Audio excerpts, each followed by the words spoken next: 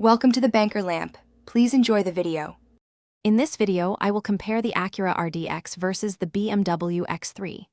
We'll dive into their performance capabilities, focusing on what truly matters in a drag race: raw power and acceleration. Get ready to see how these two popular luxury SUVs stack up against each other on the strip. We'll look at their engines, horsepower, and crucial 0 to 60 times to crown a winner. The Acura RDX comes equipped with a potent 2.0-liter turbocharged four-cylinder engine. This power plant generates an impressive 272 horsepower and 280 pound-feet of torque. Mated to a 10-speed automatic transmission, the RDX can accelerate from 0 to 60 miles per hour in about 6.4 seconds. It offers a spirited driving experience with its super-handling all-wheel drive system.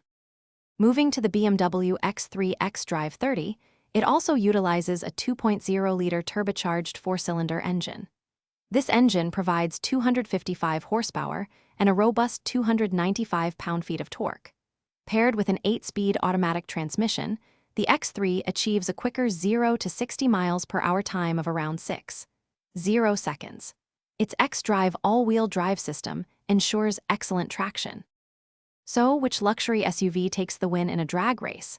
Based on 0 to 60 times, the BMW X3 xDrive 30 edges out the Acura RDX with its quicker 6.0 seconds sprint.